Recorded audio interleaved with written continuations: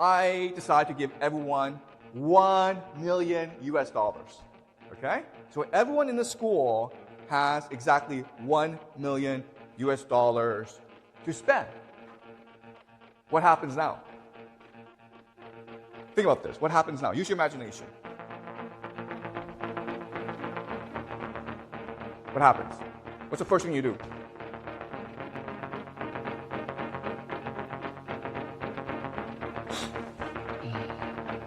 What's the first thing you do? I've given you $1 million. What do you do with it?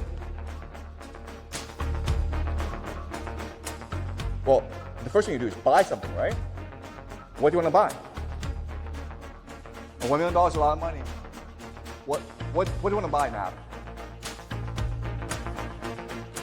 You buy a house, right? That's great. That's a great purchase. Then what do you do with it? Then what do you do?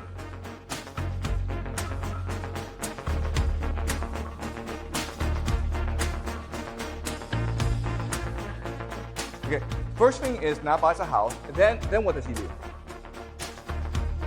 To me? Buy furniture. Then what does he do?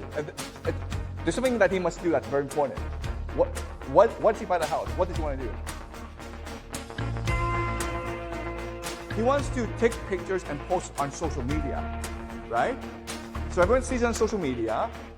Then you see this. Now has this huge house in Beijing with lots of fancy furniture. What do you do now? You also want to buy a house. But what kind of house? A bigger house, right? And then what do? You also post pictures, okay? Then how do other people feel? You think this is funny, okay? But this happens all the time. So very quickly, what happens in the school?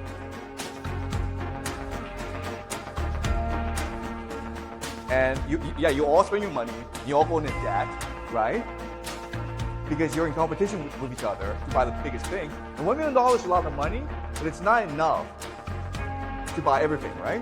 So you go into debt, you borrow more money to buy more things. And then what happens?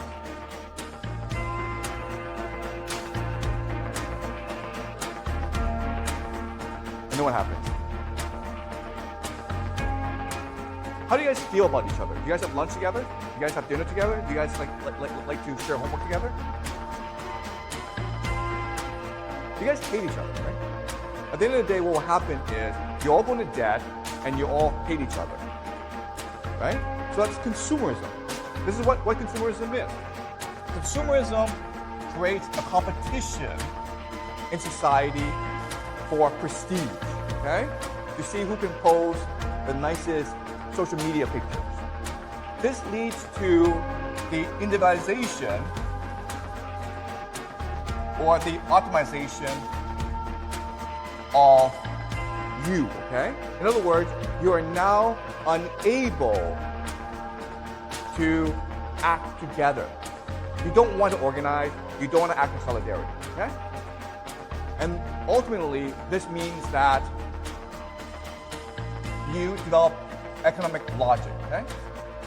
And what is economic logic? It's to see the world only through the lens of capital.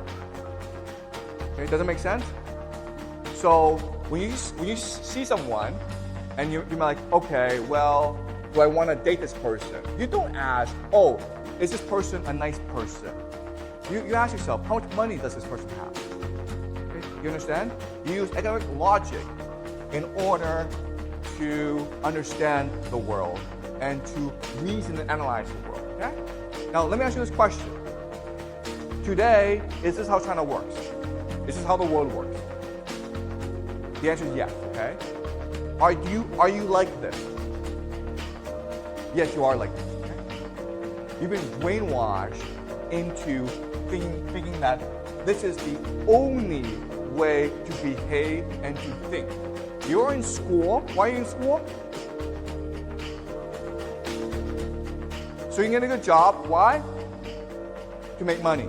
So you can buy things, okay? You understand? That's how you all think. But there are different ways to think about school, right? You're like, I'm in school to learn, to open my mind, to have an imagination, to think critically about the world, right? And that was the way we thought about school when the workers were dominant. But now that consumers are dominant, all we think about is, how do I get a good job? How do I buy a bigger house? Because I want to post it on social media. Okay? So, if you think about this, what this really is the perfection of slavery. Okay? Does it make sense?